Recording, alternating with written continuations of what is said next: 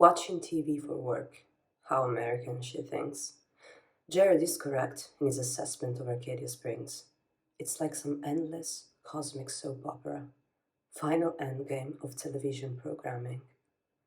Uncut, uncensored, mundane existence. Heat is the adjective. How inhuman humans really are under the mantle of society. Can't believe what breeds there. Regardless, Jared's selected population is spouting skew data. His interference only solidifies this. Of course, it's utopia on paper. He auditioned the town, then sat in a high tower, course correcting it. Anita can't figure it out. What is Angelique getting out of this?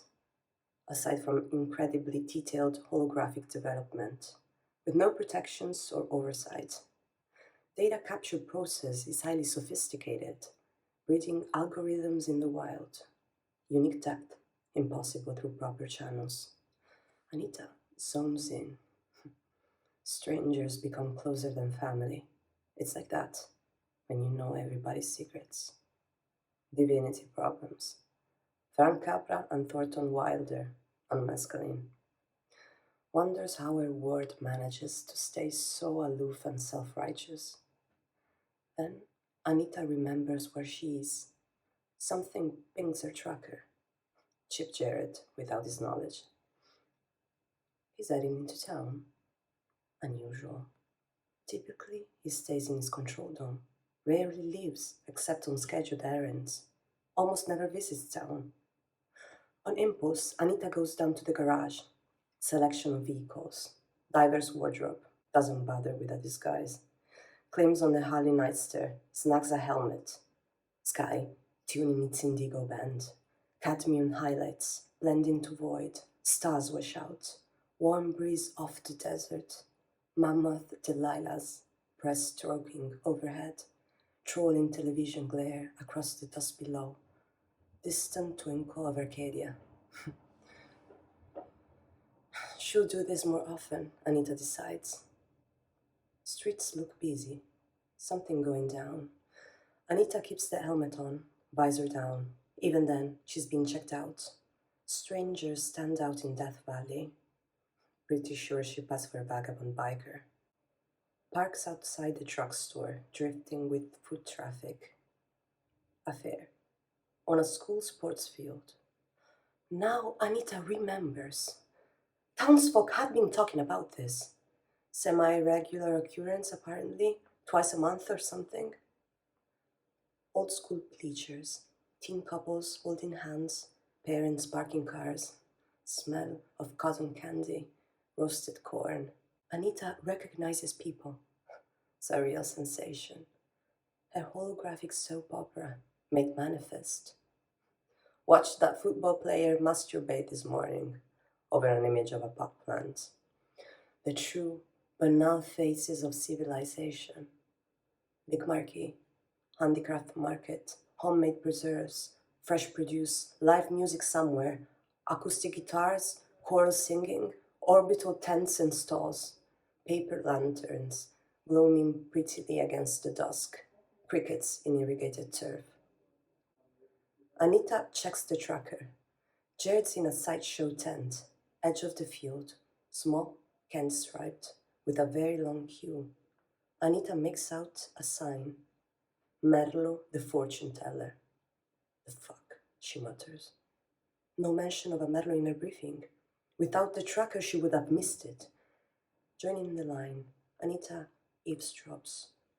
People gossiping, how amazing Merlo's insights are, how spot on his advice is. He's truly psychic, someone whispers to her girlfriend. Why, just the other day? 40 minutes later, Anita enters the tiny tent. Incense hits.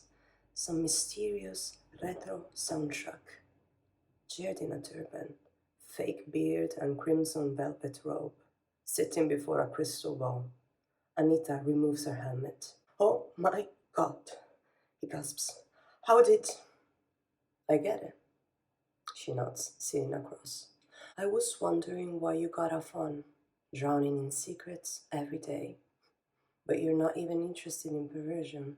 Oh no, Archer's got something even better up his sleeve. Now, look, my queen, or whatever, it's nothing like. So, you sit here and telepathically impress housewives, enjoying your little power trip? Jared's hideously embarrassed. Beat red cheek smudges. Look, he stammers.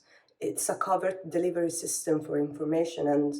Spare me the wank, I see what's going on. Look, please, he hisses. Keep your voice down. Get dressed, Madlo, we're leaving. Barely able to contain his frustration. That will only attract attention. Please, let me finish. How long? Come back around 9? Anita sighs, stands, replaces her helmet, and leaves. Teens in the line tittering, watching her stalk away. Climbs back on the bike, takes a ride out to Mars. By 9, she's waiting in shadow. Fair closing down. Not many people left. Merlo, the fortune teller, collapses his tent. Spotting Anita, directs her to his vehicle. 78 Ford pickup, powder blue, cream trim, electric conversion. I'm driving, she commands, pushing him aside. Speeding across the desert, Anita swings off-road, throwing out a dust cloud. Coming to a halt, she reaches over, opens his door, shoves him out, killing the engine, circling around. He's staggering up, beard off. What the fuck, man? He yells. Why you got to always be so? Punches him in the gut. Jared falls to his knees, panting, standing over him, lighting a cigarette. Bought some in town, where she was waiting. Hasn't smoked since the Queendom.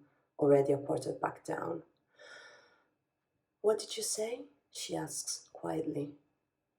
Fairway lights in the sky. Nearby a military test range. Taste of ozone in the wind. He's peeling off his beard. Turban unraveling. Bandaged snake slipping away.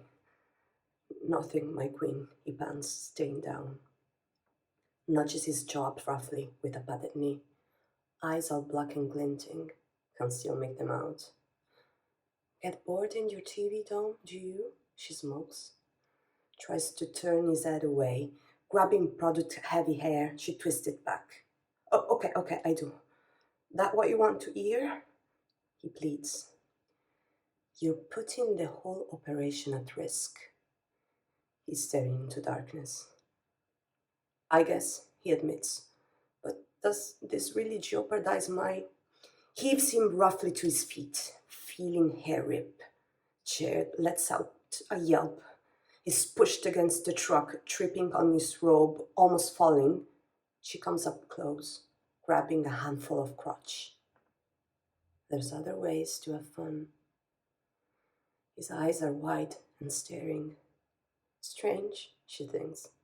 Looks younger than Alex sometimes, even though he's about a decade ahead. Hasn't thought about her in so long. One call to Sod. She could be talking to Jennifer by morning. Punches him again, twice. This time, Jared does fall, dragging him up, getting him on the back of the truck, tearing off clothing. At one point, horses run past. Something from a dream. Afterward, Anita sprawls back, naked, feeling the wind on her, meeting an overhead Delilah's eye, just for a moment. Chain smoking. He's just lying there, stunned, staring up in awe. Are we okay then? He ventures. Shut the fuck up. Yes, my queen. Anita stands in the football players' locker room in real time. Burly boys lumber through her, reaching out. Sensation of a cold metal door. She can even touch the team. Not too hard. Surfaces fizzle. Feels the hair of their arms, grazing her fingers. Obviously, they can't censor. Tactile data, mostly reconstructed, generated from raw feet maps.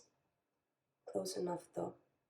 Beauty is in the immersion, based on doll riding, except there's no drone. Without the POV of a fax, things get complex.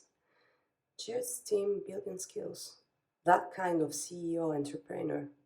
So good at assembling talent they feel entitled, like they invented everything. Really, it's not that annoying, Anita tells herself. Just forget sometimes. Sheer scale of his operation, bearing strange new paradise fruit.